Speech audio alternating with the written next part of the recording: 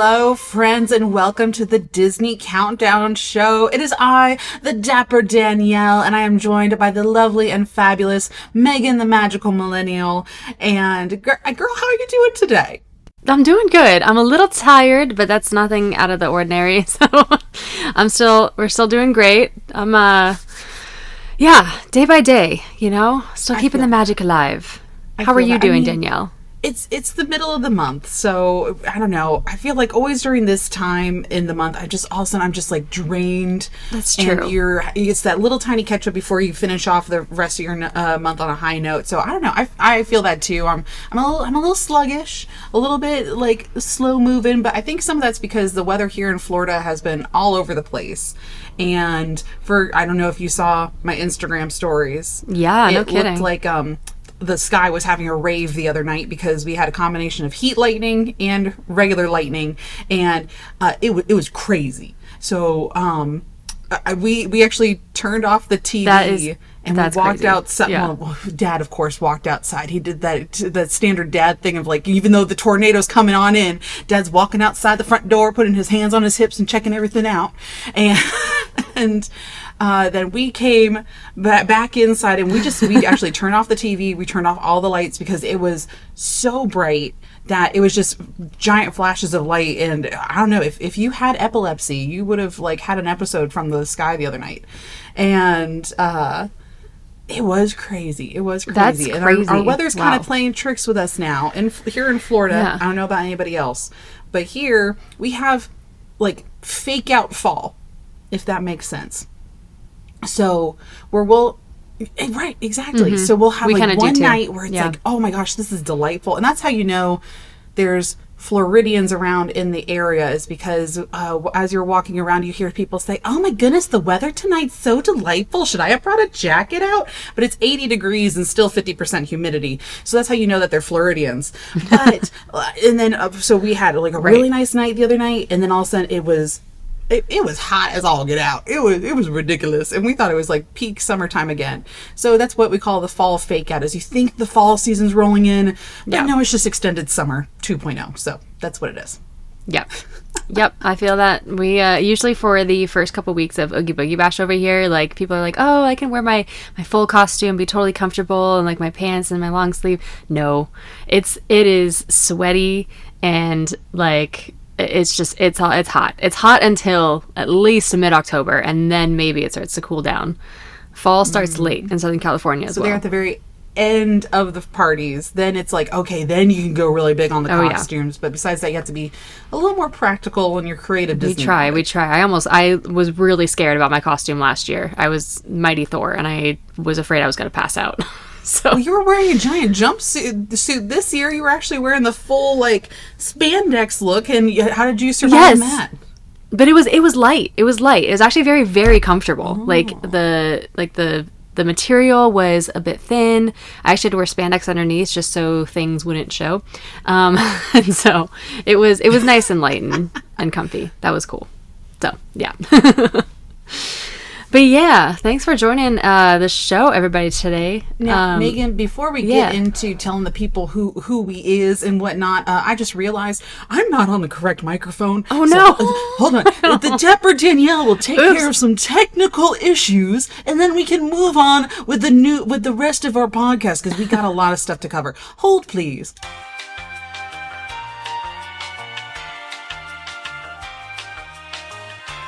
Hello, testing, 1, 2, 3. Do I sound all crisp and clear now instead of all echoey? So good now. Yes. Oh, see, y'all, we are learning professionals here. We are just trying to figure this out as we go.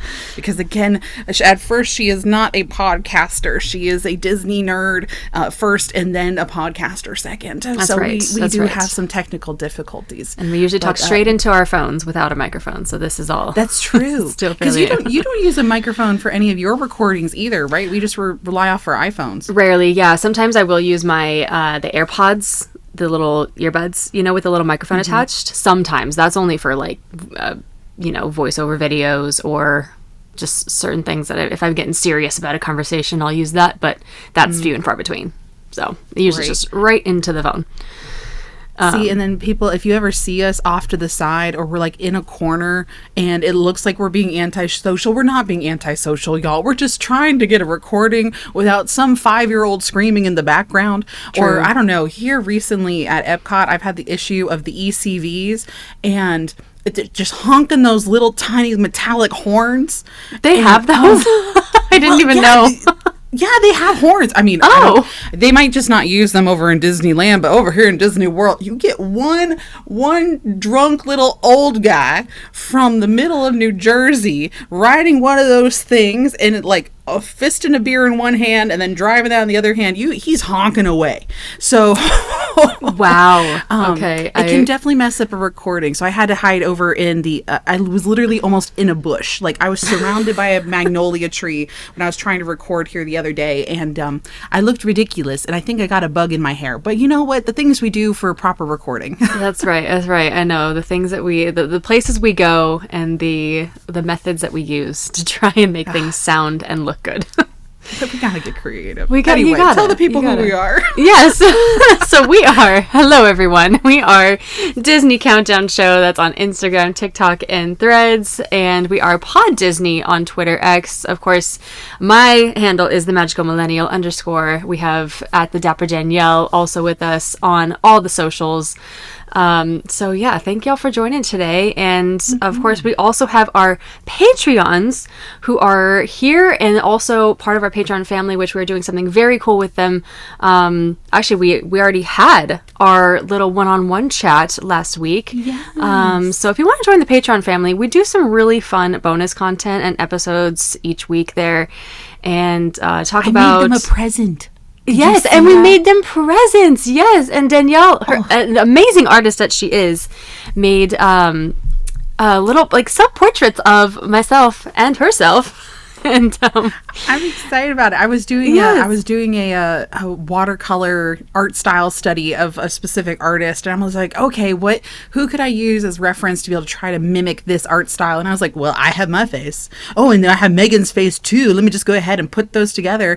And I showed it to our producer, Danny, and who's actually going to be guest starring on this episode with us because Chris, he's still in the back. He's still working the game and whatnot, but he's a little under the weather right now, so Danny is going to be lending his voice for the game, and he was also he's one of the hosts over on the Disney he was the first season of Disney Countdown Show. He was one of the hosts, but then also he is the host of the Christmas Countdown podcast. Danny, do you want to lend your voice in and say hey? I guess I'll come in and hang out. Usually, as the producer of this show, it's been fun to just sit back and listen to you all just chat about Disney and your love for the parks. And obviously, Eric and I had a blast, doing the first season of the show. But just watching and listening what you all are doing with Disney Countdown has been so fun. And we just love to see Countdown Network growing in the way that it has. And I'm personally very excited that, we're rocketing towards the holiday season right now. And there's going to be so much merriment happening at Disney that you guys are going to be chatting about. And we'll be chatting about it on Christmas Countdown, and maybe you guys can come hang out with us on the show and chat about Disney, Christmas time at the parks and all that sort of fun stuff. But happy to be here today and hang out. Maybe we have some old school Disney Countdown listeners who remember when Eric and I tried to do our best to host this show, back in season 1. But excited to be here and play this game with you guys later on in this episode. Yeah, thank you so much. I'm so excited. Yes. But yeah, the Christmas Countdown Show, y'all, is absolutely phenomenal. So definitely, tune into that one this season. It's going to be jolly, and I'm just full of merriment. So thank you, Danny. Yeah, we like to say we're massively merry and gigantically jolly. That's like our we're like, we're super dads. So, I'm super into like alliterations. Like, so I'm like, how many festively fun, gigantically jolly, massively merry, like anything I can possibly come up with to make an alliteration about the holidays, I'm all about it. And if you like alliterations, listen to our show and definitely buy some of our merch, because our merch is like dad joke central. I love it. Any alliteration, any wordplay or puns, I'm all for. I love dad jokes. I think they're hilarious. There are some videos out there like on TikTok that I've seen that just like have me like literally rolling on the floor because they're so good. They're so simple, but hilarious, especially when they're done with like a straight face, just back and forth. I obsessed. Yes. we just released a new shirt that's kind of cheeky. And it's punny. And I don't know if you saw this, that when we put it out there, but we have a big picture of Santa Claus, and then over it just says Big Nick Energy. Oh my God, yes. Y'all are so fantastic. Y'all are so bad. I know. But it's like, it's fun and it's silly. And we just did one. So like Snooki is like a super fan of us, we've come to find out. So we just created this shirt that we're trying to get to her that says GTL on it. And underneath it has a picture of a stack of gifts, a tree, and lights. So like rather than Gym Tan Laundry, it's gifts, tree, lights. Oh my God. It's like our thing. Yes. Because she's like a huge Christmas fan. So Snooki, if you're listening out there, we can't wait to get you this shirt. But anyway, yeah, we have a lot of fun and we're all about the dad jokes. So if that's your vibe, come hang out with us. That is so cool. Yeah. What? Oh my gosh. Yeah. And we got to get merch for you guys. We got to start making that happen because I'm sure so many of these fans who love your show are like, we need Megan and Danielle merch like yesterday. I've been thinking about that. We do need some merch, Danielle. Yeah, We'll be working on it. I don't know. It's always hard when it comes to Disney IP stuff also, because I mean that's what true. we talk about all the time. So it's we're gonna have to get creative and work around it and whatnot. But it's more info to come. You never know. Some things might be happening. Yes. Yeah. Oh yeah. Yeah. Absolutely. And if you want to find out first, join the Patreon because that's where we drop all the information first. Is on y'all's all Patreon the exclusive info. and your Facebook. Yes. Yep. Breaking news. Anyway, I'm going to get out of the way. You guys do your thing, and I'll be back in a few minutes. Because for we the game. got some stuff to talk about here in the news here in a little bit. But speaking of Patreon, we do have some new subscribers and some new Patreon family members. We have Mark, Shalimar, and Haley. Welcome, everyone. Yay. And thank you so much for joining for our little chat last week. So much fun. And yeah, if you guys want to, again, stay up to date on all the exclusive content and bonus episodes, be sure to join us. And you'll get a little gift as well made by the Dapper Danielle. Make sure you click the link in the episode notes or just go to Patreon and look up Disney Countdown. And we are there for you. And we have a blast over on the Patreon. So come and join us. And speaking of like this new subscribers and everything, we also have some reviews that I would love to read because these are so awesome. Thank you all for leaving reviews on the podcast. Let's see. I have the first one here from Amelia Kate, and she has a little smiley face next to her name. She says, love this podcast. It is a 5-star review. Thank you so much. And says, this is the collab I needed. I follow both of these ladies, and this podcast is so fun with all the history, news, and tips and tricks. After many trips to Walt Disney World, I will finally be making a trip to Disneyland Resort in November. So the Disneyland Countdown episodes are so helpful for making my must-do list. So glad I stumbled across this show. Love y'all. Oh, that's so awesome, Amelia. And so excited for your trip to the West Coast Park. Yay. For the holidays. That's so exciting. Thank you for listening. And then we have another one by Silly20. Silly20. Which was also a 5-star review. It says, love Disney. I love this podcast. It makes me smile in the morning when I listen to it or at night. And I love to keep up with you guys. Smiley face emoji. That's so nice. Thank you. Yes. Thanks for listening. That's so awesome. We are just so grateful to be able to, be there for you in the morning and put a smile on your face. So we appreciate you listening in. Thank you. Yes.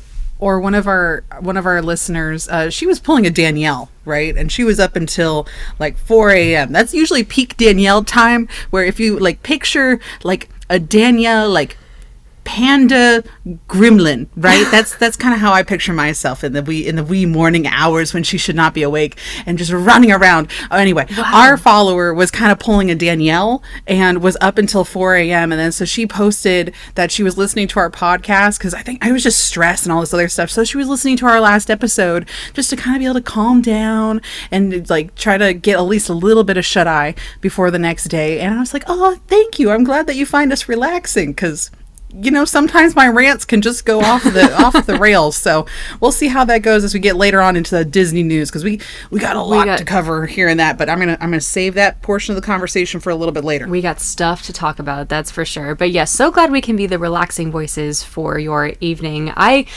love to think that I am helping with any sort of anxiety or stress and not inducing it. So that's really nice to hear.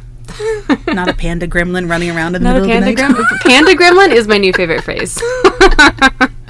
I'm gonna have to draw that of how I picture myself in the middle of the night. But I don't know how you do it, honestly. I am by 10 p.m. I cannot function. That is the end of my productivity. I am done. I want to go to bed. I do not know how you make it till the middle of the night and almost the wee hours of the morning. I wake up sometimes an hour and a half after that at 5:30. Like that's incredible. And that's the time where Danielle's finally getting into REM sleep mode, and she's like, Amazing. she's finally asleep. Amazing. Blows my mind. Yes. Well, I mean, speaking of running around like a panda gremlin, because all the stuff that's been happening with me this past week all stems from what's been happening at Destination D23, which again I'm going to be saving for the news portion. So yes. Megan, tell us what you've been up to over there on the Disneyland side. Yeah, absolutely. So I've been at the parks 5 days a week now because I am working. Wow. I'm doing reporting for a Disney news company, so I'm happy to do that as my new job. Very exciting, and kind of updating everybody on new merch, new food, all that good stuff. But for me, I have been, I've just been busy. I was at a bachelorette party last weekend in Santa Barbara, which was really fun. Very nice to get away for a little bit. It was like a little glamping trip, and that was for one of my best friends from high school, which is crazy. She's getting married in a month. And yeah, it was kind of nice to just be away for the weekend. But other than that, I've been at the parks again for hours a day the last couple weeks, and it's been fun. I've had a very great opportunities to I met Hera and Chopper, who surprisingly Disney has never done this before. At least as far as I know, they've never dropped a new character day of. Like they announced it day of, she showed up day of. And that was, I got to be there that day and meet her. She was really cool, and see Chopper, who I am just now getting familiar with. I really never watched a lot of the animated Star Wars shows like Rebels or Clone Wars, and so I'm kind of catching up on that now. But that was pretty cool. So I'm getting all these really cool opportunities at the parks that I really never did before, to kind of be like the first on the scene for things like Tiana's Palace, which I can get into now or get into later, but I absolutely adored. So it's been fun. Busy as always, but fun. Yes. No complaints. See, and I'm happy that like Disneyland is like, they're getting the character interactions, they're getting the revamps on the food with like San Francisco and like all this other stuff, and then Tiana's Palace. I think you gave a very good, honest review of some of the food items that came to Tiana's Palace, because I've seen a little bit of mixed stuff. Going back and forth, and now I'm waiting. I know here, even on the podcast, we have quite a few listeners that are from New Orleans and from Louisiana and down there in the deep South, and I need their opinions also on the jambalaya and all that other good stuff. I'm not a big fan of Creole food myself, and like that type of flavoring. I don't know. I mean, just because I didn't grow up with it. I grew up in more of the Appalachia, Smoky Mountains food going up. So I don't know. But I want their opinions also on what they think of this food and whatnot. I got a lot of comments saying that certain things were not how they are in the South. It wasn't prepared exactly the way it would be down there. But I know the chefs really tried to stay true to the Southern style of cooking. A lot of the recipes and ingredients they really did some research on. And so it's also what's going to sell to a tourist also, because tourists and locals, like unless you if you, I don't know, unless you come in with that mindset of, I don't know, because you're still competing with like burgers and whatnot that are also still available in the park, so it still has to be a wider taste bud variety versus true Southern food. Right. And there's certain things that I think they wanted to keep, like the gumbo, which I believe was at French Market for a while and then it moved somewhere else. But they also introduced things like collard greens and okra and all this stuff that was not at the parks, is not consumed very much in Southern California.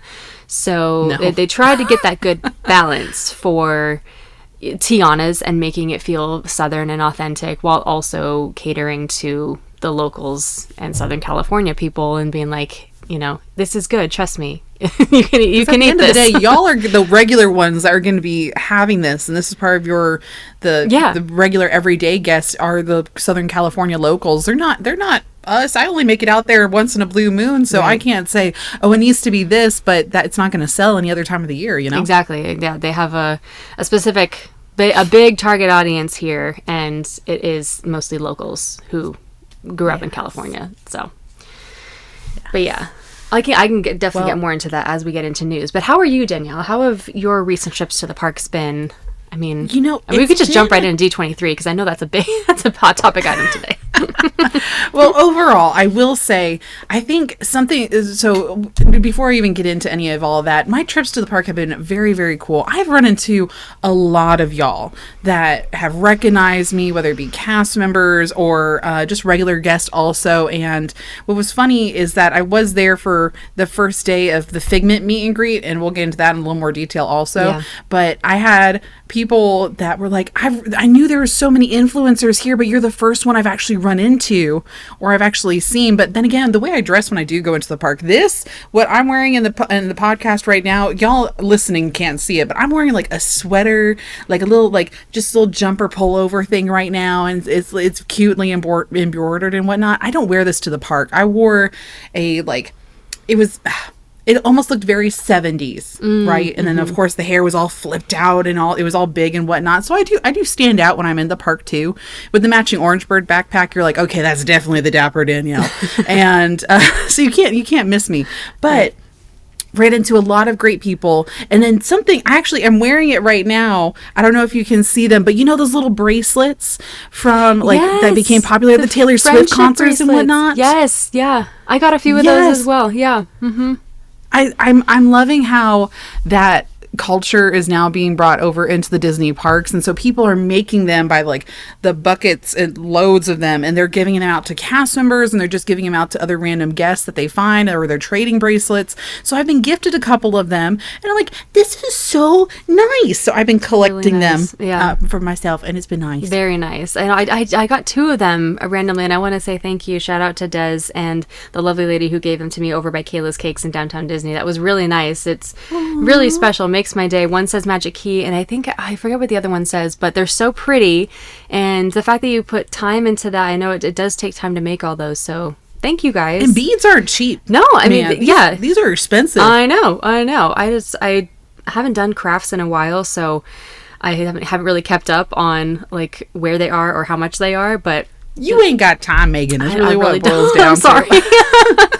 I'm number one, not crafty. Number two, there's not enough time in the day. So I feel that. Well, how about we go ahead and let's jump into that Disney news. Let's do it. We interrupt our program to bring you this Disney news. All right. So our number one story for today, or our first story, there is going to be a Disney 100 exhibition coming to Bucktown in Illinois, and this is supposed to be this massive showcase of Disney magic up close, celebrating the Disney Centennial, or the Walt Disney Company Centennial, and it opens on November 18th. This looks like an insanely cool exhibition. There are tons of different showcases, and with like hundreds of amazing objects, and ranging in different types of Disney animation, different movies, 250 artifacts and works of art, costumes and props, and other incredible memorabilia. So this is super cool. That is coming to Bucktown. I believe the exhibit is actually finishing up its residency over in Philadelphia, I believe, and now it's moving the show. It's doing a little bit of a cross country tour, but it's being like, it takes a long time to move all this because it does have those like 14 different interactive installations, and like you can actually touch stuff and move stuff. This is also, I don't know if you've seen those videos, Megan, but this is also where they have the AI virtual version of Walt Disney, where Mickey Mouse comes out onto a screen that's like life size, and so it looks like Mickey Mouse walks out, and then Walt Disney magically appears, and it's a recreation of him from a segment in 50s. I think it was from Wonderful World of Color, actually. I believe that's correct. One of those scenes, and they've remastered him and whatnot, and it's his audio of him talking to you as if he's welcoming you into this exhibit, and then he magically disappears, and then you walk on in. It is very cool. And I've been looking up tickets actually to be able to go see this, because I don't know, from Florida to where it was originally, it was too expensive. Yeah. But this, when it comes to like what's in this exhibit, for example, Julie Andrews' horse that she rides in the carousel scene of Mary Poppins is in this exhibit. And all these other different artifacts, things from 20,000 Leagues Under the Sea, the actual Pooh Bear that was in the Christopher Robin movie and whatnot. Yes, with Ewan McGregor. Yeah. And then what is it? A ton of the statues from where, so like when a lot of the old animation and a lot of the hand-drawn animation, they will actually create these 3D sculptures that are made out of clay and whatnot. So that way the artist can sit them down, turn them around so they can work on perspective drawings and whatnot. They have these all the way from characters back in like the 30s and the 40s and all these pieces of history that I'm nerding out over, in all honesty. So I need to figure out how to get over here to Chicago, because I mean, it's incredible. I feel like I can get in and out of there pretty easily from MCO to up there. Oh yeah. Yeah, those are two very big airports. I'm sure they got some pretty decent flights. Yeah. I mean, this place looks just incredible. I'm sorry, I did not know that it was in Philly before, but like it's amazing. Everything I haven't seen those videos about the AI Walt Disney or Mickey either. I'm a little behind on the times here, but please do. But all the things that are in these exhibits, like the helmets and stuff from the Avengers, you have the headdresses and masks from The Lion King on Broadway. The droids, lightsabers, of course, from Star Wars. It's so cool. So if you guys are able to make it out there, I would highly recommend, if you're for any Disney fan. I want to make it out there. Like, I would do it if I had a free weekend. Absolutely. Yeah, for sure. Yeah. And I feel like this is stuff that, I don't know, Megan, if you've seen it on Disney Plus, but the series where it was the guy going through and finding the lost Disney artifacts, or he went through the warehouses also, and that's where the Mary Poppins horse was from, and then they did some backtracking to find her bag that was accidentally given away in a raffle and whatnot. It was put in someone's attic and was later found years later. It feels like a lot of those items that were featured on that show are also in this exhibit also, which is so cool. That is amazing. Again, perfect for any and all Disney fans. That's a really, really cool experience. Yes.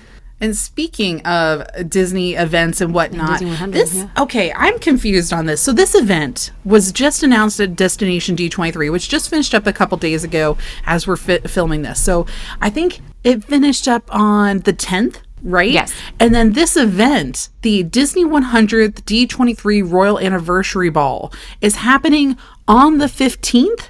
Over at the Walt Disney Studios in Burbank, California. And I'm like, okay, that's a 5-day turnaround. Yeah. To be able to sell tickets, be able to get it. I think I'm panicking more for the people that went ahead, they got their tickets, and now they're having to plan an outfit in less than 5 days? How are you doing this? That's what I'm more freaking out over for these people. Is it September 15th or October 15th? I'm seeing October. Oh, October 15th. Okay, that's what it was. Yeah. But I think, are tickets still available? Hold on. I'm looking at the thing to see. I'm not a D23 member. And we're going to play that into also the conversation here in Danielle, a second. You're not a D23 member? About oh my goodness. I said that in the last episode. And I'm like, oh yeah, I'm not a D23 member because Destination D23 is usually a joke over here in Walt Disney World. Ha! Was I wrong here this past weekend? Yep. So, oh gosh. But anyway, so as a part of that, I am not a member. And I would like, this is something I would be so excited for. But yes, October 15th. I got it all mixed up and I thought it was September 15th. And I'm like, you only got 5 days to be able to put this thing together. And I was like, whoa, that's not normal at all. No. But it's $199 for one person for this event. So it's about $200 per person plus a $7 processing fee. And what is, I'm looking at over through what is actually happening at this event. So it gives you entry into this Royal Ball, commemorative event, exclusive lithograph, also event credential. I don't know what that means. Unless your name is going on something that will be in the parks or a part of something. Heavy hors d'oeuvres, and then access to Once Upon a Studio screenings in the Studio Theater, which is kind of nice. I do really like that. And that's kind of it. That's about it from what I'm seeing. Yes, it's just kind of like you're dressed to impress. Yeah. Well, I mean, and that's where I'm not seeing anything. I'm not seeing anything about dress code either. I'm not either. No, it sounds like a very, very modified Bridgerton ball. There will be for Disney, right? Yeah. There's going to be majestic music to dazzle with dancing and meet your favorite Disney characters.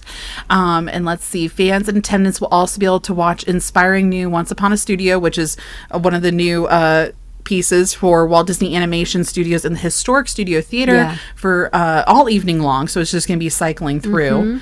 And I guess they're going to have their own festival. Be sure to for the greatest story you can, happily ever after. So they're going to get a little mini fireworks show, it kind of looks like. That'd be cool. And I can see that, yeah. Isn't that what they did over at the Marceline event we were at? Probably similar, maybe. It literally sounds almost like a copy and paste of the Marceline event. And honestly, unless you're giving me something like over the top, I would rather do the event over in Marceline, Missouri than I necessarily would over here in Burbank. Which, by the way, the Walt Disney Hometown Museum is also going to be, actually, I think it's this week, is having their event, actually, because they do something similar to D23, is that they do the really big event that we were at, Megan. And then they do something in the off year, they do something smaller. So they're actually doing a gala, and they have a whole dress code, and like, no, this is like a black tie affair. You're coming and experiencing all this, and it almost sounds identical to what's happening at the D23 event. So, which is amazing. Interesting. I would love to do that. Yes. That sounds incredible. Yes, I'm already trying to talk with Miss K over there, and she's the one that actually puts together the Walt Disney Hometown Museum. I'm like, okay, I'm going to try to plan for the next time, because I'm not able to get out there this year. So hopefully for the next one, I will be able to go out there and join all of them. But I don't know. I'll wait and see pictures from this event. I will. I don't know about you, I will see Megan. pictures as well. Yes, tickets are still available if you are interested. I am a D23 member myself, so I was able to go and do the whole checkout process. I did not click checkout because I don't think I will be attending, but it seems nice. You get a little, or you get some hors d'oeuvres. You get a hosted bar featuring beer, wine, and enchanting cocktails, which I'm assuming that's an open bar, which is kind of cool. And yeah, it seems cute. But are we really gonna? I'm not doing a good job of selling this event. You're just being real. You're being real, Danielle. It's okay. Because I'm like, okay, $200. That is the same price of me going to the Very Merry Christmas Party or the Mickey's Not So Scary Halloween Party. Actually, it's more expensive than that. It is. And I know what I'm getting out of that. I know I'm getting plenty of candy. I'm loading up on candy. I'm making my money's worth on that. Or I'm loading up on cookies and all these other things. And the entertainment, and like there's a set expectation of like attire, even for Jollywood Nights, which is going to be coming here to Walt Disney World at Hollywood Studios. I know there's a dress code, and well, not like a dress code, but like they're encouraging you to dress up dapper. Right. We know what entertainment's coming in. I feel like that I can justify my money for that. I can't justify my money for this event when it is a little too vague. It's pretty vague. It just says you just come dressed to impress, and that's it. So a little gift would be nice, I think, in there. I don't know. I totally agree with you. I think it sounds very lovely if you really want to go. Well, if anybody's going, we're excited for you. However, we would like to like tag us in photos so we can see what you're doing. And good for you. Exactly. I think that is where we stand. Very happy for you if you decide to go. Goodness. Well, okay. Let's get into the meat and potatoes. I'm ready. I'm ready. Really let's go. Listening to over here. Okay. Okay. As I'm having to like take a deep breath, I'm having to take a sip of my water. So that way I can get down into the nitty gritty of all this. Okay, so again, y'all, I was talking about how Destination D23 here at the Walt Disney World Resort at the Contemporary Resort, I call it a joke, because usually nothing ever comes out of this convention at all. And so I think this year they heard me talking smack on here on the podcast, and they decided, you know what? That means that this year's gonna be the year that we are going to announce all the things coming to Walt Disney World just to spite Danielle and say, you is wrong. So, oh my gosh. And that's what they did.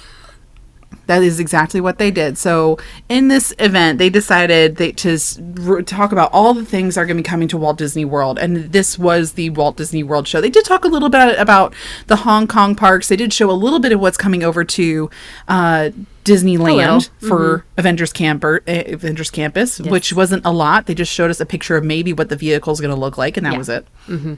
Yep. And we're like, okay. Sweet.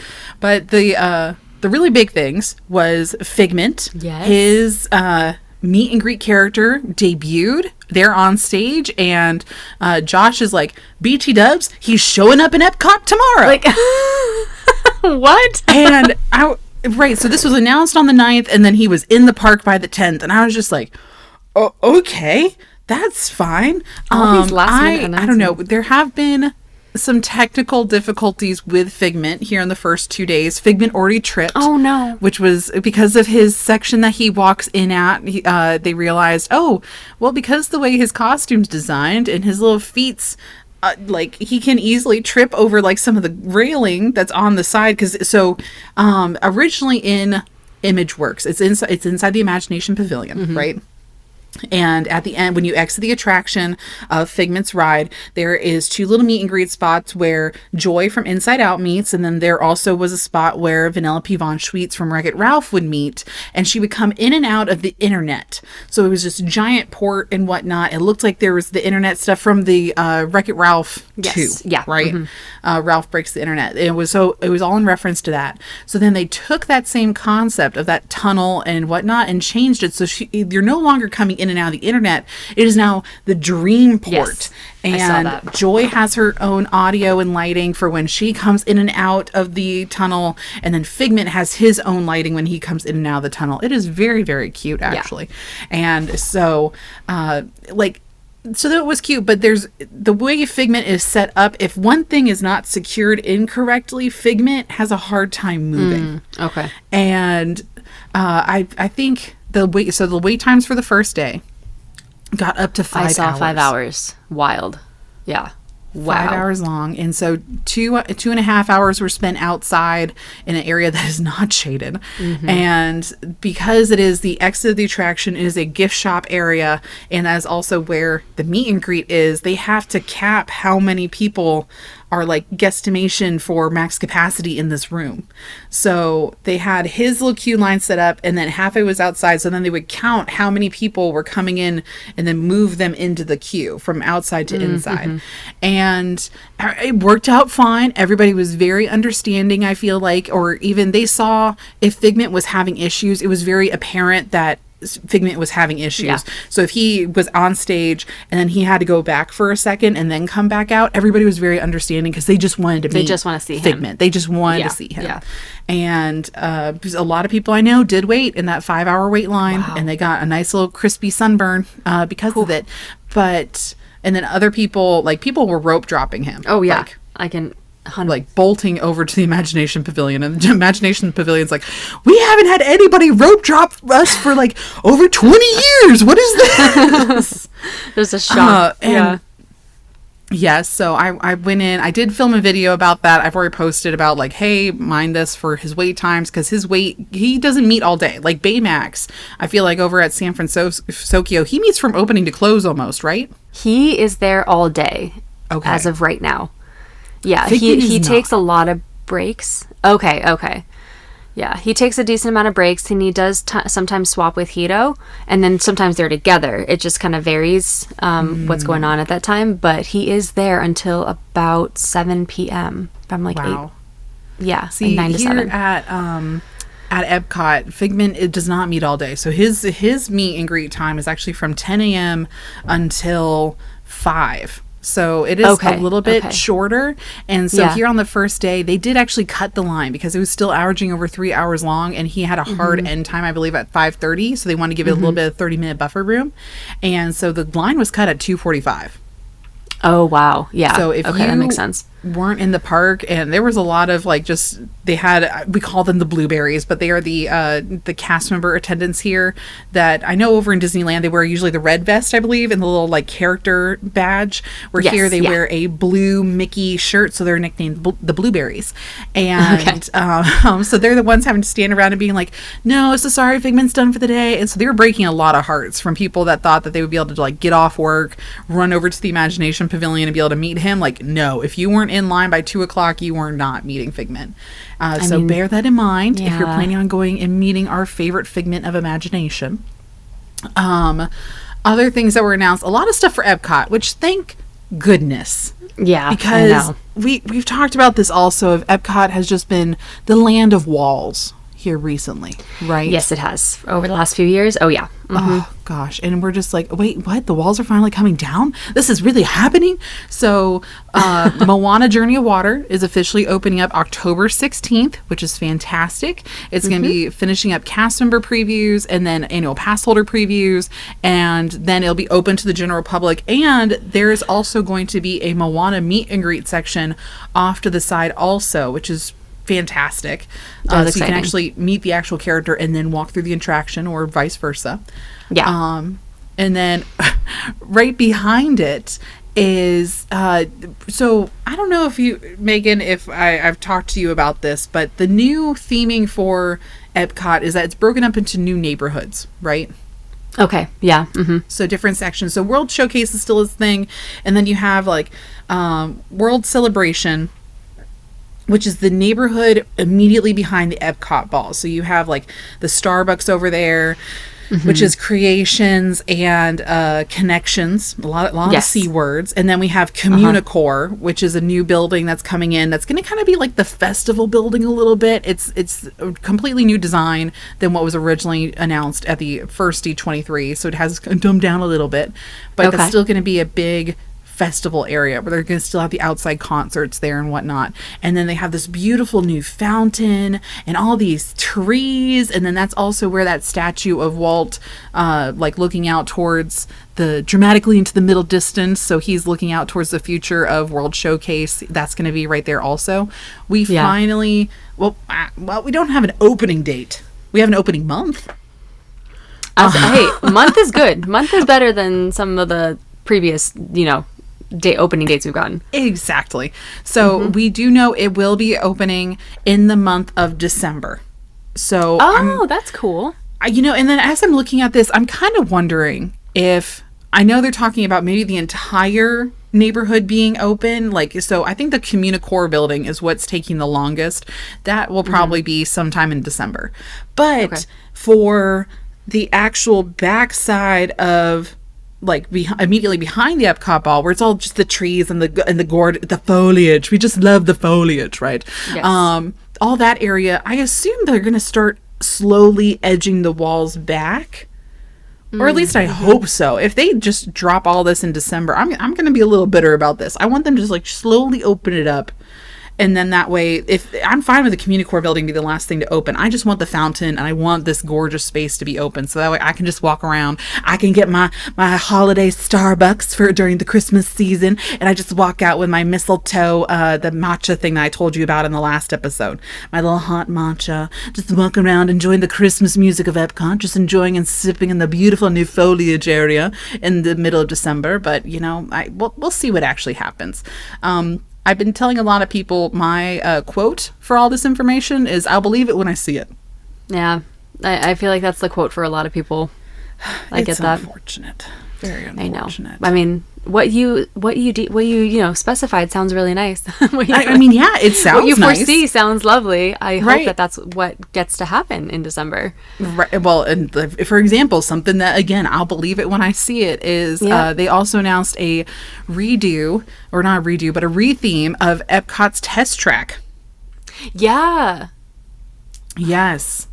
So what they're doing is Imagineers, along with the teams from Chevrolet, are reaching back into history for inspiration, which everybody was kind of shocked by this one.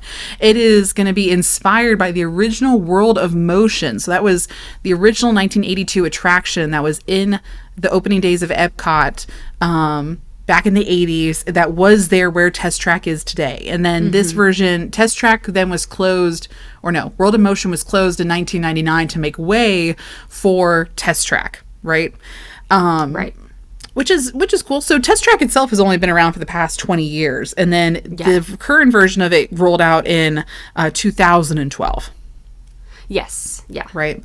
So we have one concept art image. That's all that they gave us. We have no timeline. We have no idea of when this would actually close to be able to like go down for refurbishment. They gave us nothing. They gave us one picture of this car, which honestly, the track looks identical to what it is currently, but amongst trees. Okay. Interesting. Again, I'll believe it when I see it. And so as soon as I talked about this, and I also posted about this in another Instagram reel and another TikTok, and somebody was like, why is Test Track getting attention when there's other things that need it more, like Figment, Journey into Imagination? Y'all, it boils down to who's paying for it. Okay. This is being completely funded. I assume most of this refurb is being completely funded by Chevrolet. Yeah. And General Motors. So they're the ones that are shelling out the money, and Disney's like, yes, pay us to make the thing for you and you will get whatever you want. And so even the current version of Test Track that we have, where all the stuff was removed and all this stuff was brought in, and everybody's like, oh, well, it's just so boring now on the inside. Yeah, that wasn't necessarily up to Disney. That was Chevrolet's decision to make it the way that it is. They had the final say on all of this stuff. And I think they're finally listening to everybody else. And now World of Motion was also sponsored by General Motors, and General Motors is the parent company of Chevrolet. So they technically own the rights and the ability to be able to retheme this to what it was. Okay. So, and that makes sense. Like, I fully agree that the new Test Track, the new theme, wasn't, I don't think, what people really wanted to see, and I think the people have voiced that. I love Test Track. I agree that maybe the theme could use an update. So this should be cool. Trust me, we know a lot about things going back to original attractions, like our Adventureland Treehouse is essentially Swiss Family Robinson again. So that's all right. You know, we love the nostalgia. Old is new again. And that's like, yeah. I was also like confused on when it used to be Autopia was sponsored by Chevron over in Disneyland. Now it's sponsored by Honda, and they changed a lot of the characters and the theme inside. And now for me, I'm like, this is so boring now. There's a bird that's caught in some things and caught in like when certain scenes, and there's no cute cars talking on the screen anymore. It's just these like weird 2D images that are shown, and I'm like, why did they do that? But now I understand. Okay, no, that was just Honda's move. They're the ones that provided the funds to change everything, so they get the say. So Disney can make it. It's whether or not you're willing to pay for it to put into your attraction. Exactly. But speaking, we'll move on from that and me being critical and all this other stuff. But fireworks and our nighttime spectacular for Epcot. We do have a date on that. Yes, that is super exciting. Yeah. Yes, it's going to be Luminous, the Symphony of Us, is going to debut on December 5th of this year. Finally! Yay! Oh my gosh! And I was telling somebody, like, they're just like, we didn't, okay, this is another thing. We got a date and we got a name. We ain't got nothing else for this show. They have not told us what it's about, what the theming is, anything like that. But I was telling someone, I feel like the name itself is a combination of Illuminations, which is the OG show. Yes. And Harmonious combined. Yes. I can see that. Yeah. I'm kind of thinking that this might be a combination of the two, like in a weird way. Maybe not. I mean, it's not going to be identical in music, but maybe similar in theming, where Illuminations kind of talked more about us as a globe and like history and whatnot, and then the Harmonious tied in the Disney aspect of it. I think this is going to be a better combination of the two. Yeah, I agree. It's really exciting. Epcot needs another great show. And something. I think it's going to be good. I'm glad that there's finally a date for it. I'm hopeful. I know the Imagineers know, and I think that's why they didn't give us any information, is because they know us Epcot stans are going to be nitpicking every single little thing that they do. because we've been burned before, and we do want something. We want the old nostalgia of Illuminations, but we also loved the music and the theming of Harmonious. We just didn't love the tacos. So the giant taco barges that floated out there in the middle. The barges, So they have these giant pylons in the middle of the lake, and they are more of a flat barge system for this new fireworks show. So it's not going to be distracting from your World Showcase Lagoon view or anything like that. So it'll be interesting. We'll again, I'll believe it when I see it, and we'll see what actually happens. Yep. We shall see. I was gonna say, is there anything else here in this news that you want to talk about, Megan, before I go on another rant of other stuff that's coming to Walt Disney World? I mean, I was gonna say I think the biggest one that I heard all weekend is we can just keep it on Disney World, honestly. That Animal Kingdom and Dino Land. Yeah, this is one of the top stories, and one of our followers messaged me, Megan, and she's like, how do you feel now that all this information has been said after what you said in the last episode of, because we were talking about Zootopia and how I said, if Animal Kingdom's going to get it, it's going to be in 5 years. That's what I said in the last episode. Yeah. And now here at Destination D23, Disney's like, psych, you ain't getting Zootopia now, except for maybe Underneath the Tree. Exactly. The show on the Tree of Life. Yes. Oh no, this is Underneath the Tree. Oh, sorry, Underneath the Tree. My bad. Yes. Yeah. No, so correct. It's Tough to Be a Bug, which is That's right. It's gonna be. Oh my gosh. Yes. Okay. Yes. So I know some people are just like, don't touch, it's tough to be a bug. No, It's Tough to Be a Bug is still scaring children even to this day. Even back in the 90s, it was terrifying. It is still terrifying today. I can't believe y'all still have it, to be honest. Right, honestly. And so I think this does make sense. I am actually kind of excited for Zootopia to be featured in this new show. Again, we have no timeline, though. We have no idea when this actually is going to happen. We just have one concept, our image. That's it. So it does look like it's going to incorporate some of the 3D aspects, and where if you're looking at the image, there is a picture of Clawhauser, who again is one of my favorite characters in Zootopia, the giant leopard that loves donuts. I love him to death, but he is off to the side, kind of like looking at the screen and whatnot. It kind of looks like he's in like a command central station with the computers. Yes. I have a feeling he is going to be the only animatronic aspect. I think so. And the rest is going to be the 3D. Yeah. Yes. And so they'll take the animatronic we talked about that's going to be premiering over in Zootopia. They'll just make a copy and paste version of him and then put him over here. Yeah, I think that's going to be what they do too. Yeah. Which is cool. It'll be cool. It'll be cool. Yeah. And then how do you feel about, since we were talking about Zootopia and us not getting it anymore, what do you think about this new idea of Encanto? I do love that idea of the tropical Americas and Encanto being the theme for the space that Dino Land is currently occupying. What I don't like is that you might be getting an Indiana Jones ride. But it makes sense. And okay, let me argue this a little bit, because a lot of people are in the same boat of you. It's like, don't touch dinosaur. You shouldn't touch dinosaur. Yeah. But in the theming of what they're trying to do. So Animal Kingdom is broken up into, we have the Africa section, we have the Asia section, and now this section would be completely dedicated towards South and Central America. Yes. So that's why the Encanto house fits in so well with this. The restaurant over there, it looks like, we could actually get some Spanish inspired food in Animal Kingdom, and I feel like that would be Latin American food. Yeah. Yeah, it's just so well needed, because Animal Kingdom does not have the best selection when it comes to food. It's a lot of burgers, a lot of a lot of the stuff over and over again. I think Animal Kingdom has the best food. It does, but it's few and far between. Right, yeah. Over in that side of the park, no. So I think that would be really nice to have a good restaurant with good cuisine over there. Yes. So, yeah. Give us a little bit of flavor over there. And then I do encourage people to zoom in on the image. Go search this image and zoom in on it.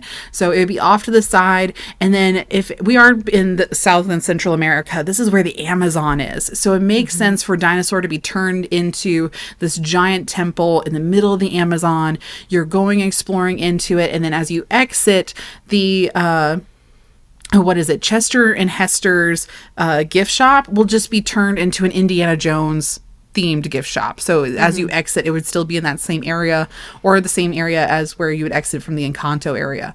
And our tracks are identical. They're almost the same. Yeah. And it boils down to money. This would be the easiest possible retheme.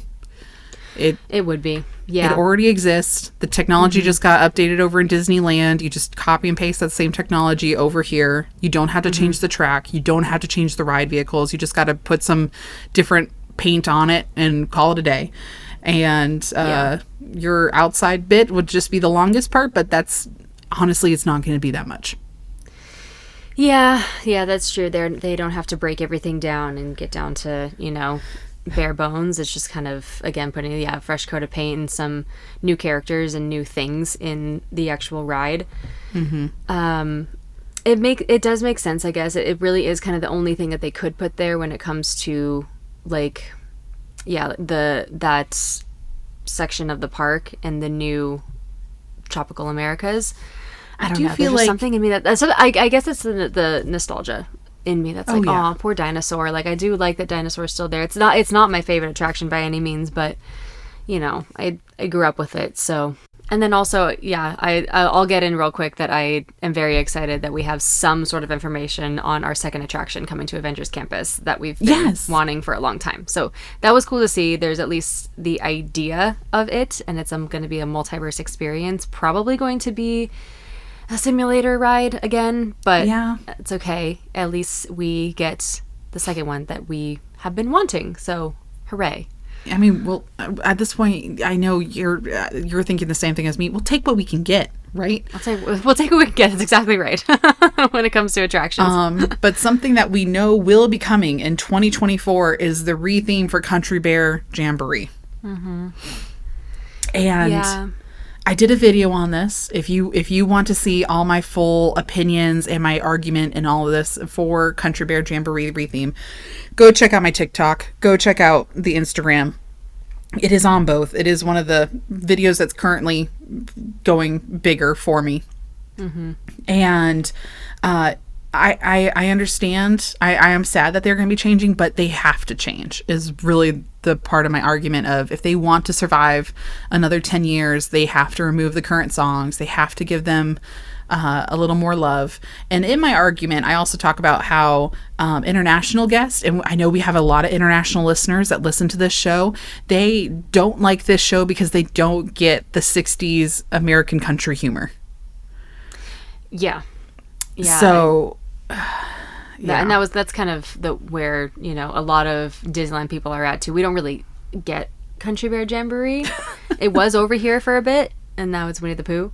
I think it's a fun classic attraction and a fun show, but it's I rarely go see it when I'm over there. It's already not aging well, some of the topics. So and I think Disney's like, okay, if either we remove the bears entirely or we just give them new material. So now the Country Bears are going to be singing Disney songs, but in a country style. So they have partnered up with a couple of famous voices and whatnot from Nashville, Tennessee, and they are going to be lending their voices to some country versions of Disney songs. And a lot of our characters, like Swinging Teddy Bear, is going to be partnered with Wendell, so we know it's going to be a duo.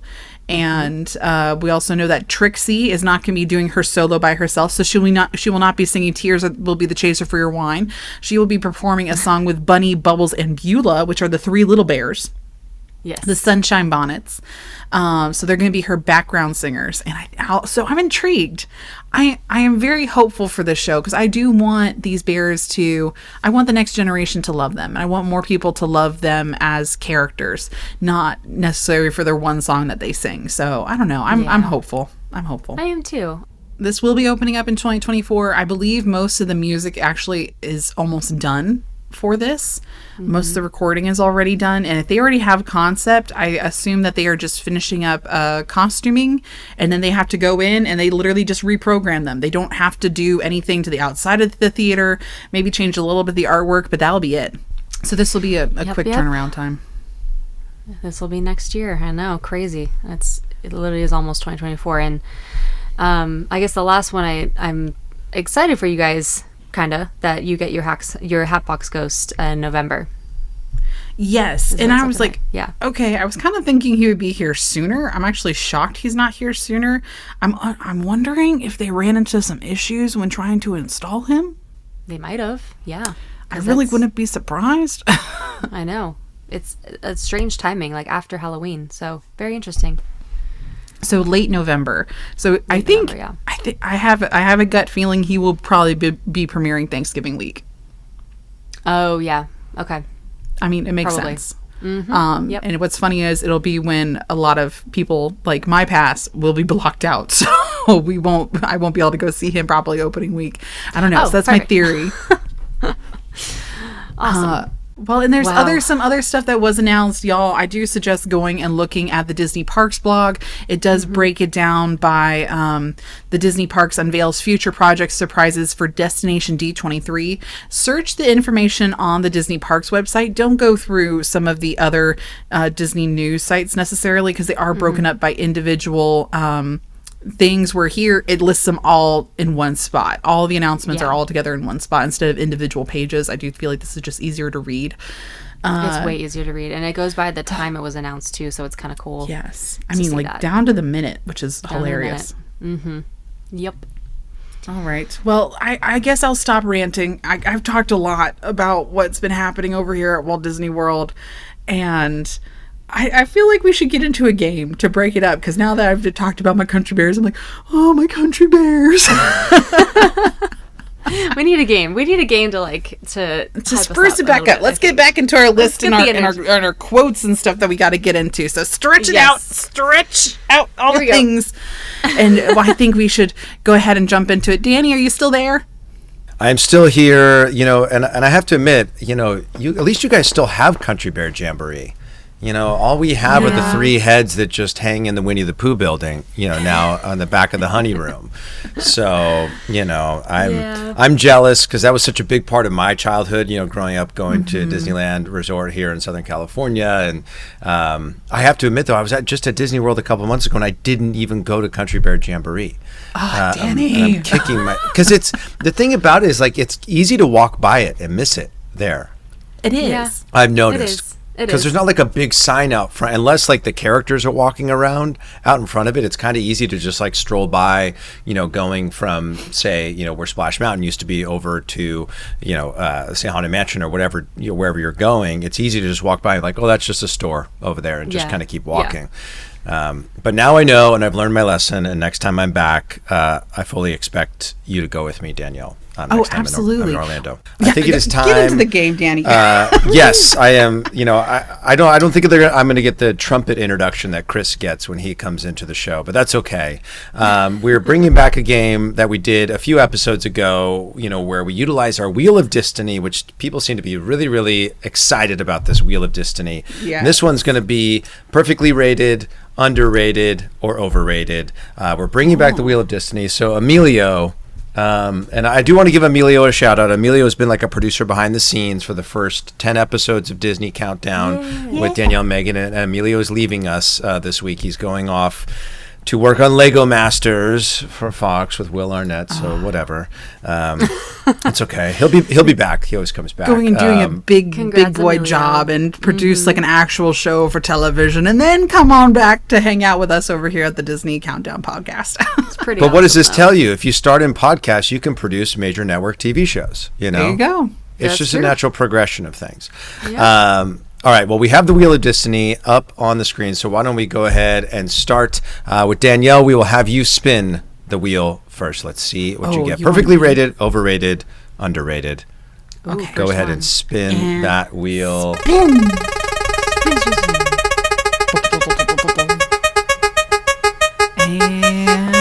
Oh. You got. what did it land on? Oh no! Oh no! Y'all, it landed on Loungefly Loungefly bags. Yo, baby, where Danielle Loungefly might be listening. Right? So y'all, I do love Loungefly bags. I'm not gonna lie. There are okay, hold on. Let me make sure I say this properly. Just keep in mind, we would love for them to sponsor the show. Let's just keep that. We would love, and I would love for them to sponsor the show. So I would. Okay, let me say this. I think that they are perfectly rated. So they're fine for everybody. There's some people that are addicted to these bags, y'all. Like they have all of them that are addicted. Yeah, they do. I only have 3 Loungefly bags. Right, I have my 2 orange birds because I gotta have the orange bird bags, and I have 1 Stitch bag, and that is kind of it right now.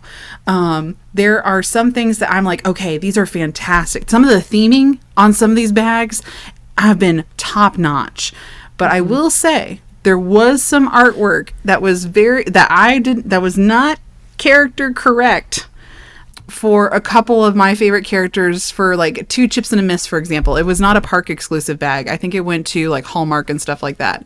The artwork was just clip art, and I was not fine with that. So I'm just saying, Loungefly, if you want the full support of the Dapper Danielle, I have certain expectations, but again, it's because I'm like up here with the storytelling and character consistency. Okay, so I have expectations, but I think they're great. I love the bags. There's some things that have been very creative, like the one over at the park right now, which is Bantha themed. Did you see that one? The Bantha burgers? Yeah. Mm-hmm. It's like, for those that haven't seen it yet, it looks like a McDonald's to go like kids box, Happy Meal box, but it's themed after the Banthas, the giant like mammoth looking things from Star Wars. It's pretty cute. I like that one. It is really cute. And I'm not even a Star Wars person. I'm not going to carry around a bag. And see, for other people, if you're a Star Wars person and you love the joke of the bag, I think it's fantastic for you. Me personally, I'm not going to carry around something that looks like a Happy Meal box because it'll make me hungry if I keep looking at my own bag. But I don't know. I would say perfectly rated. I'm going to just leave it at that. Yeah. And what about you, Megan? I agree. I think they're perfectly rated. I think that the designs are incredible. The fact that they knock so many out like consistently, and they're all very super cute. And there's one for everyone. There's something for everyone in their designs. And I think the size, they've worked on the sizing over the years. They have the bigger size that you can fit a lot more in, especially for the men who want to carry a bigger backpack. They've catered to the men as well. Or you can keep the mini one, that's fine too, like the smaller ones. And they make crossbodies, they make fanny packs, so and it's great quality. So I think they are perfectly rated. Yes. Big Loungefly fan here. Mm-hmm. I feel like there were no Loungeflies in the world one day, and then like the next day there were Loungeflies everywhere. Everyone has one. Yes. Right. And then all the small shops also have their own exclusives that they're paying for to Loungefly to manufacture also. So like Disney Parks has their own line, like all these different small shops have their own line, and then Loungefly has their own line. So it can be a lot, but they have been covering I will give them this, they have been covering their bases with even the obscure Disney movies. Yeah. Mm-hmm. Yeah. Yes. I'm looking at a Goofy movie one right now, actually 2 that they have, which are super cool. Mm-hmm. And for us as millennials, like, me being a geriatric millennial, super cool. And I think one of them comes with like an exclusive Funko Pop as well. That's cool. Which is really, All right. Perfectly rated Loungefly. So if you're listening, we can't wait for you to sponsor the show. All right. Going over to Megan. You'll be giving it the spin. Yeah.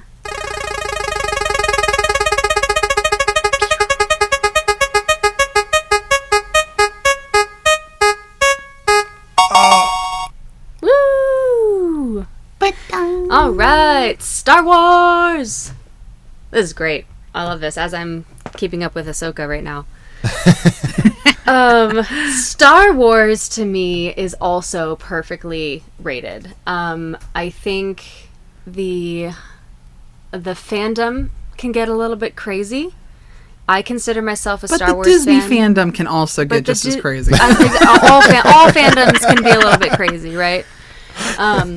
I consider myself a very, very big Star Wars fan, and I just think with the movies, you know what I love? One of my favorite things about the Star Wars and anything Star Wars is the fact that people crapped on the prequels back in the day when they first came out with Hayden Christensen and Natalie Portman.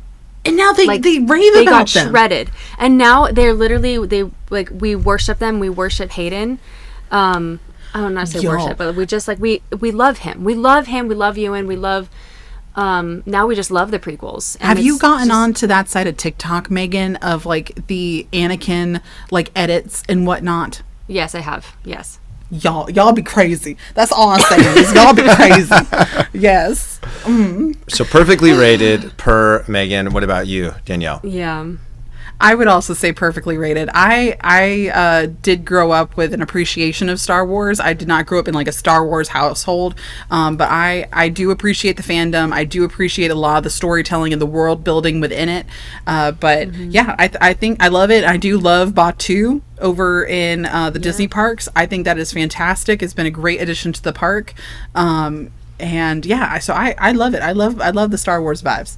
Amazing. Yeah. All right, let's do a couple more. Back to Danielle for another spin of the Wheel of Destiny. I'm ready for the spin.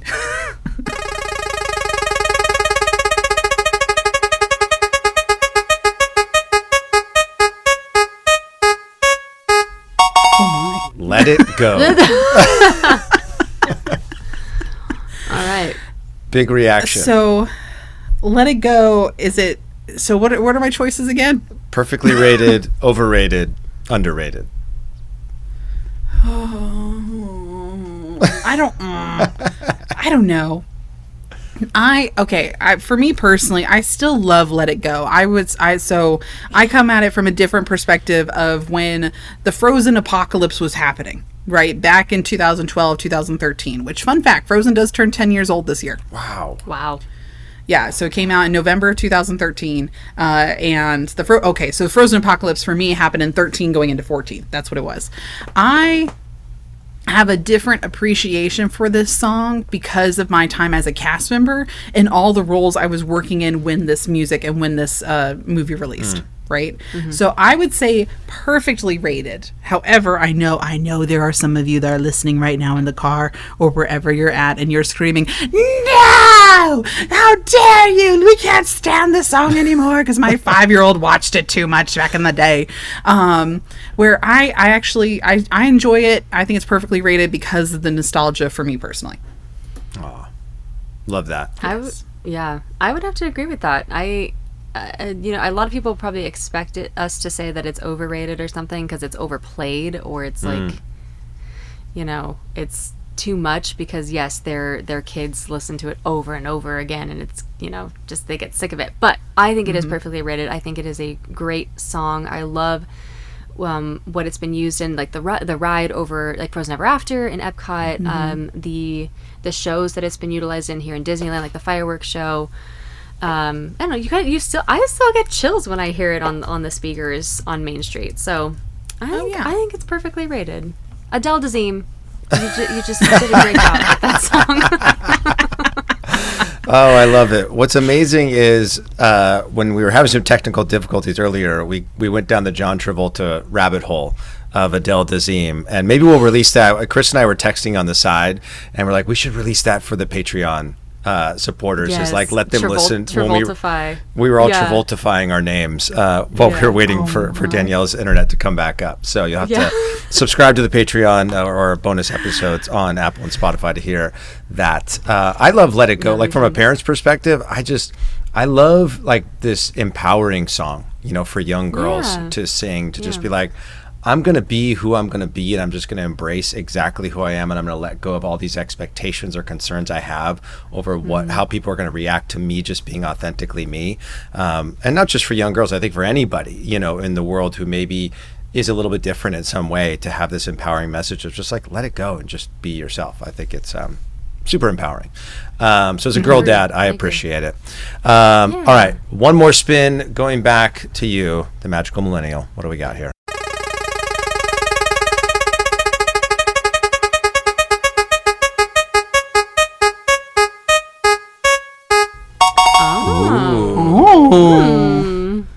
What a topic. Staying on property. Okay. But for Disney World or Disneyland, that's a whole nother conversation. That's a world question for sure, I feel like. It's sort of I'd say, why don't you talk both. about both? Yeah, talk about both. Yeah. Okay. I can start with land because I feel like it's an easier question. I feel like it's overrated over here. You get early entry. You get 30 minutes early entry. That's about it. And like the hotels are nice. Like they got Goofy's Kitchen over Disneyland. You got Storytellers at Grand Californian, and I think the Grand Californian being able to enter DCA right there is kind of cool. But like there's so many hotels nearby that are like similar walking distances, like the Disneyland Hotel and Pixar Pier Hotel, or Pixar Place. I think it's a bit overrated over here. There's just overpriced. And overpriced. Yeah. It's really expensive to stay there at any of the 3 hotels. Yeah. So yeah, it's you can find a Good Neighbor hotel that's really, they have Disney stuff inside. They got the themes scattered around the lobby, sometimes the rooms, and I just feel like you can get one for much cheaper and still walk to the parks just fine. So anyway, overrated over here. I think it's perfectly rated at World, because I do feel like you get a lot of benefits on staying on property with transportation, with the hotels I think all hotels are great. I've stayed anywhere from, I stayed at Contemporary, and then I've stayed at All Star Music, and I've had a great experience at both. Like from the theming to like the pools, transportation, all that stuff. I think it's great. And I do think the benefits there are they're perfect. I think I think it's worth it to stay on property. I know that it can get a little expensive, but also some of the hotels like outside of property are also kind of expensive. Over there. I think at World, perfect for me. Perfectly rated. I would probably agree with I kind of agree with the Disneyland thing. I will say, for someone that is not familiar with like the California area, and you're a little bit like unsure about it, and you're so used to staying on property from the Disney World side, going over to Disneyland, I would say if you can find a great deal staying at a Disneyland hotel first time around, go ahead and do it, just for security of being on property. And then try a Good Neighbor hotel next time you're outside. That's what I did, and I think it worked out great. And so, I would say a little overrated for Disneyland. However, for Disney World, I would almost say underrated, right? Yeah. Oh, wow. Okay. Because there's a lot of people right now, and I understand if you're like, oh no, we're going to do an Airbnb and whatnot, because maybe you have a really large family with you. However, the most reasonable Airbnbs, just because it says that Davenport is 30 minutes away from Disney World, don't mean diddly squat. Okay? That means that in a perfect world, at 3 a.m. in the morning, it is 30 minutes away from Disney World property. If you looked at the map, that's how they're coming up with these numbers. And no. Your Airbnb is an average an hour away from Disney World if you take into factors of tolls and also I-4 traffic. You're also having to rent a car. Yep. Absolutely not. Just don't do it, y'all. Just go stay on Disney World property. Look into the campsites or the cabins over at Fort Wilderness.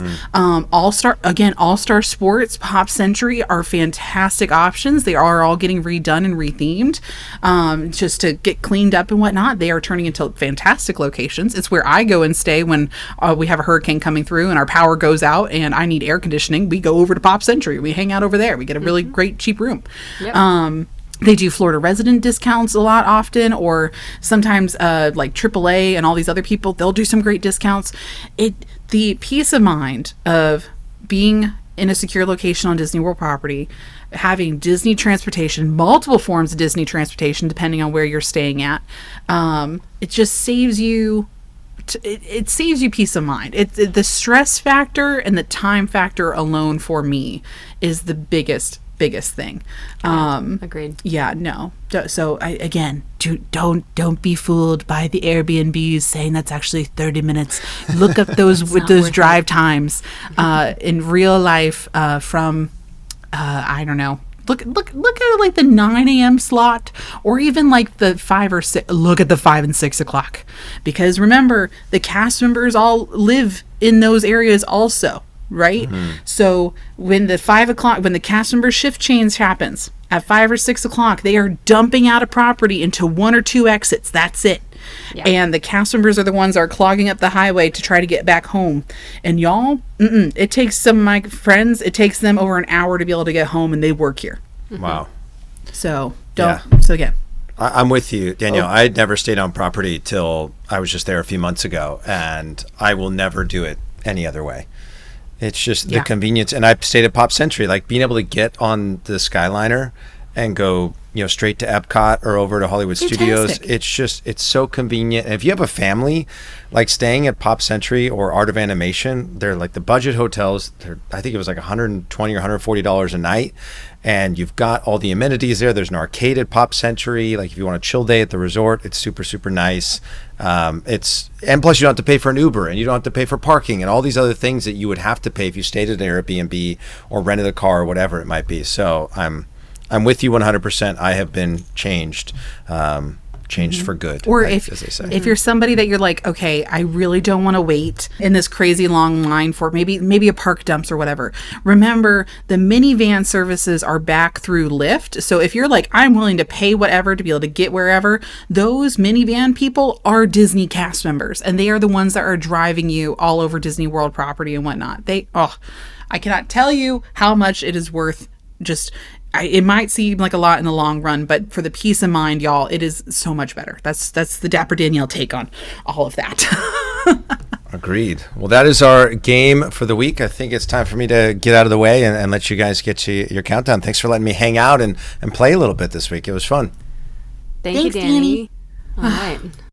Okay, Megan, I've been going on too many rants in this episode, and I feel bad about it. Don't feel bad. No, you're fine. This is a safe space, Danielle, to voice all of your concerns and your thoughts and opinions. So you are fine. I appreciate that our podcast family is willing to put up with me and my antics and whatnot. Oh, we welcome it. But I'm really excited for this. Our little 1 through 5 quote list here. Because the quotes aren't getting any better, y'all. They are, because we have such a stark contrast between Danielle's and my quotes. And it's going to get even worse.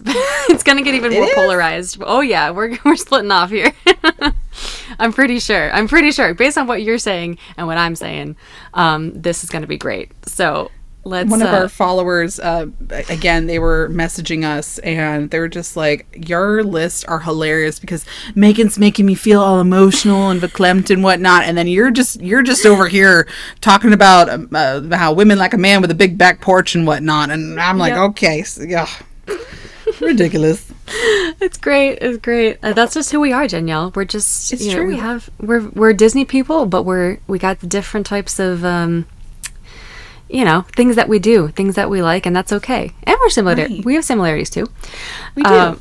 But I'll have you go ahead and start, because I'm still trying to make sure I have all of my quotes. Oh yes, I have my quotes pulled up. I'm ready. I'm gonna. Do you want to go through our 10 through 6 real quick? I'm just gonna list them off.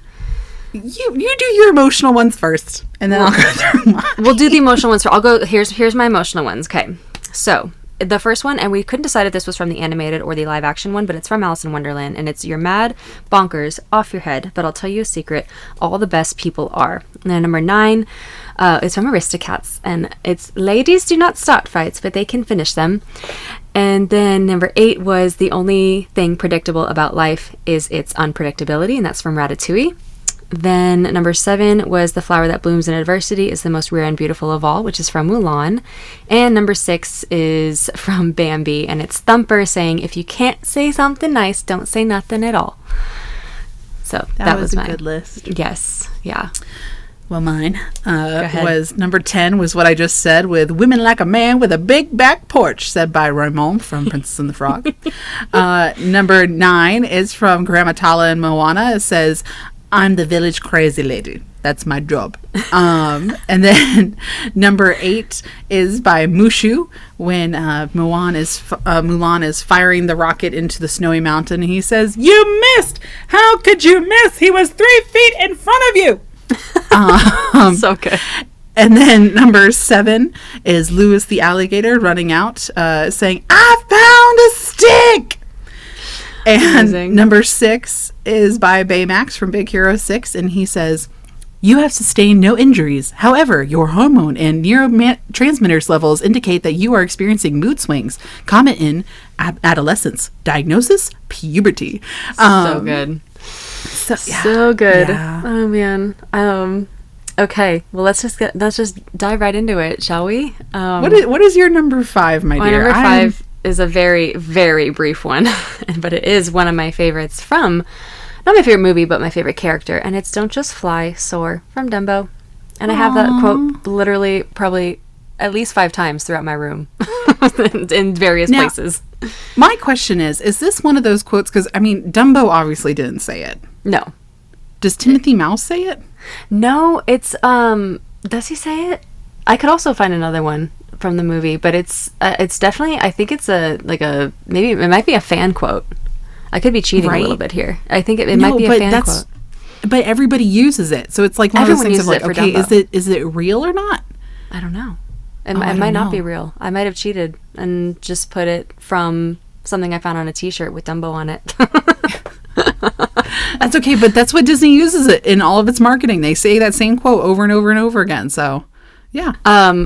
Apparently the quote is actually attributed to Walt Disney himself. And that's not the first time this is going to happen in my 1 through 5 countdown, just so you know, a little foreshadowing. So yeah, it is actually for Walt Disney, and it's not from the movie specifically, but yeah. He probably said it in the marketing or in the storylining. Lots of marketing. Oh yeah. Yeah. That. Mm-hmm. So, which is pretty cool. That is pretty cool. Yeah. But my number 5 is said by Genie from Aladdin, and it is when he's talking about his powers and whatnot. So he goes, phenomenal cosmic powers, live in space. That is my number 5 quote. I love that one. I say that one all the time. You have ones that I quote all the time. But that's why I said these are my a lot of these are my sidekick characters, and that I picked them because I quote them the most, and especially here recently we're looking to move. From the Dapper family is looking to move here in the Central Florida area, and there was a couple places we walked into, and I was just like, live in space. So I've been using that a lot here recently. Oh, that's great, fantastic as per usual. Okay. All right, let's go to number 4. Oh, I'm reminding myself now what I put, and of course, this is from one of the best Pixar movies, and it's When Life Gets You Down, you know what you gotta do?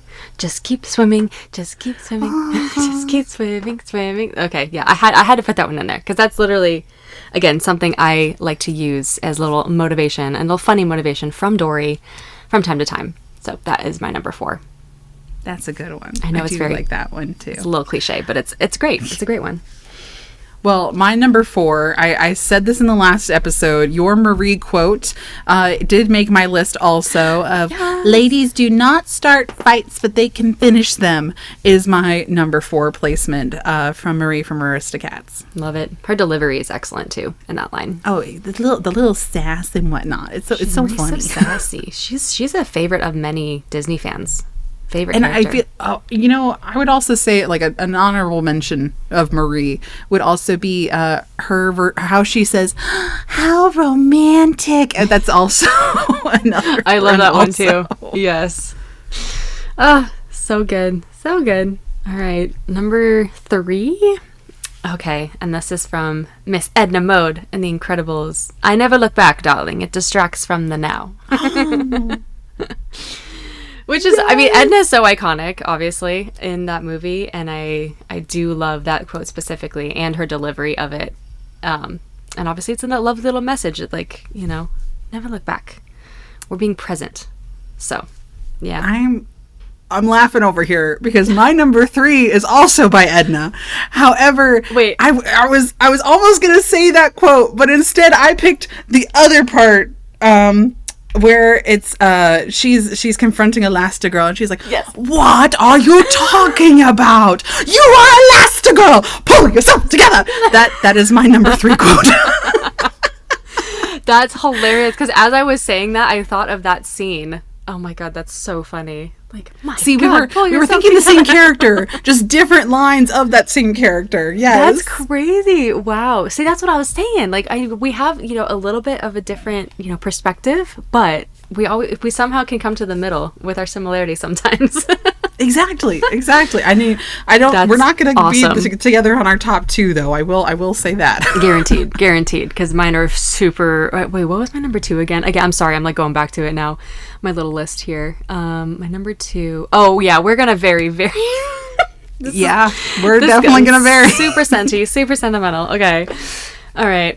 So number 2 is from Winnie the Pooh. And I think this is one that is on many a t-shirt as well and a pin. And it's, you're braver than you believe, stronger than you seem, and smarter than you think. And that's just I love a little boost of confidence and also, you know, trying to get yourself back to who you are. And if you're ever like doubting yourself or you're having insecurities, I just love that, you know, it's Winnie the Pooh and Piglet, and Piglet's such a little anxious little ball of anxiety. Well, and so I just love that little quote. In the Disney movies, that quote is said from Christopher Robin to Pooh Bear in the 90s. It was the 90s, early 2000s. Oh, that's right. That's right. Christopher Robin movie. Yes, yeah. And I am triggered by that movie because as a kid, it made me emotional as a kid, and lot of those Christopher Robin saying it, I was like.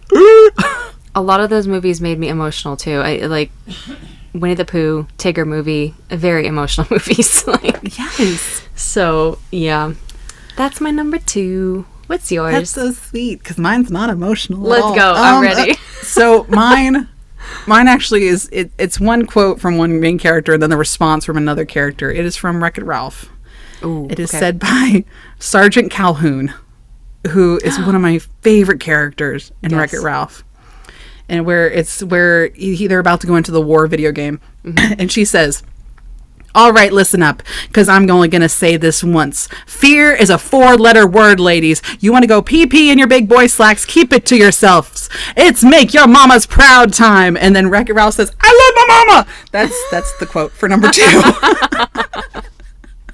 But that's so good. Like, look at that's motivation right there. It is. So, and I feel like for me, I use the end portion of that quote where it's make your mama's proud time. Yeah. And then in my own head, I'll respond back to myself of I love my mama.